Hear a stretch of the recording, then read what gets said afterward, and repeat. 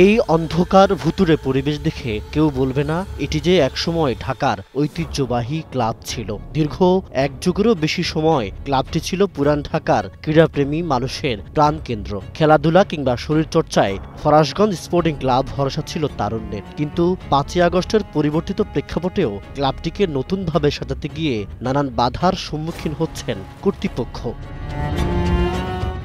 যারা প্রবাসী খেলোয়াড় রয়েছে, দেশের বাইরের বিদেশি খেলোয়াড়, তাদের থাকার জায়গা মনে হচ্ছে যেন এটি বিধ্বস্ত কোনো একটি অঞ্চলের যে থাকার জায়গা, সাধারণ নাগরিকদের থাকার জায়গা। যে দেশের বাইরে থেকে বিভিন্ন ধরনের খেলোয়াড় আসবেন, তখন তারা এই পরিবেশে আসলে কীভাবে থাকবেন সেটি নিয়ে আসলে ক্লাব কর্তৃপক্ষ প্রশ্ন তুলেছেন। ক্লাবটিতে বিদেশি খেলোয়াড়দের থাকার জায়গা, থাই গ্লাস, রান্নাঘর সব কিছুই অপরিচ্ছন্ন। নষ্ট হয়ে আছে সিলিং ফ্যান আর বাতিগুলো, এমনকি ওয়াশরুমের অতি গুরুত্বপূর্ণ মালামালগুলো অকেজো। এটা থাকার জায়গা, রুম। এই দেখেন খাটের অবস্থা। আমরা এবার কোনো মতে এই খাটেই বিসিএলের খেলোয়াড়রা থেকে গেছে। জীবনের সব আয়োজন এখানে একসাথে।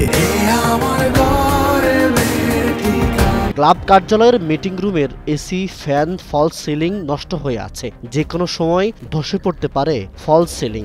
কোনো মতে টেম্পোরারি ধাক্কা দিয়ে রাখছি, এটা ধরলে পুরোটা পড়ে যাবে।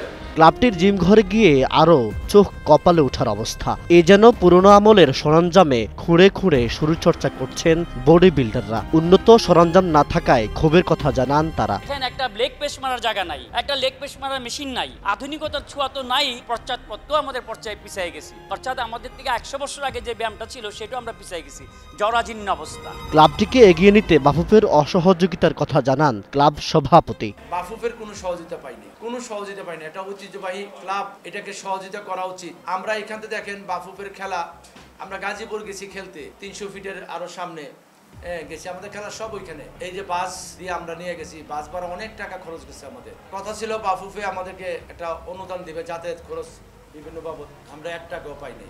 আর আমাদের ক্লাবটার ঐতিহ্যবাহী ক্লাব হিসাবে কিংবা ক্লাবটার বর্তমান অবস্থা হিসাবে ফুটবল ফেডারেশনের দায়িত্ব ছিল একটা ঐতিহ্যবাহী ক্লাবকে সুযোগ দিয়ে ধরে রাখা। অনুদানের ইচ্ছা করলে ওনারা আমাদের পাশে দাঁড়াতে পারতো, ওনারা আমাদের পাশে দাঁড়ায়নি। ক্লাব কর্তৃপক্ষের প্রত্যাশা সবার সহযোগিতায় সংকট কাটিয়ে দেশের ফুটবলে ঘুরে দাঁড়াবে ফরাশগঞ্জ স্পোর্টিং ক্লাব। জুনাইদ আল হাবিব, কালের কণ্ঠ, ঢাকা।